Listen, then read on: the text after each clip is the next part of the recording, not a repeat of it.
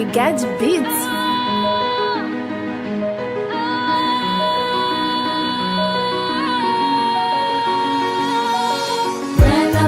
Son bagay ki te komplel, nou fel peti valer, an fete yon lok wel.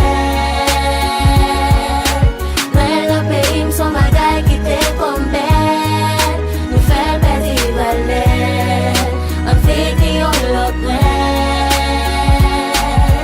Mwen an Haiti se yon bagay ki te kon bel, kous tradisyon yo ale, li vin pedi tout valel, yeah.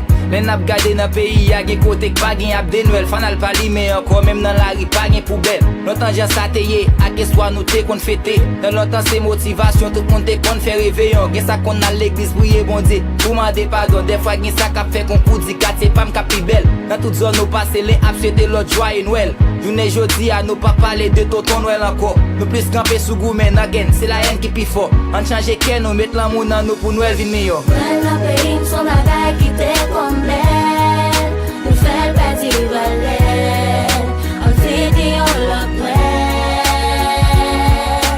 Mwen la peyim son bagay ki te komplel, nou fel peti valer, an fete yon lok wel.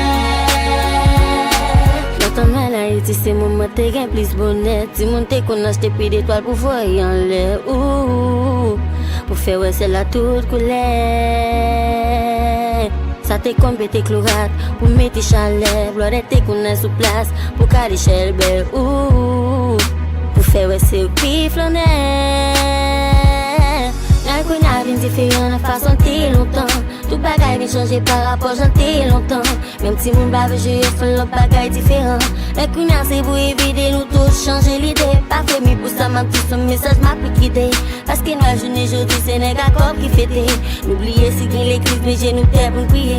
Paske nou a jounen jodi tout bagay n'a pi valre. Posigye la fason pou nou la kare manye. On retire sa pa bon nan ken pou l'an rentre. Paske nou la palive nou ge projet pou n'fete. Fete yak sa pa gen, fete yak handicapé. Meti ap de nou fè dekorasyon nan tout quartier. Tout si moun nan la ri yak jwa nan ken tout a fete.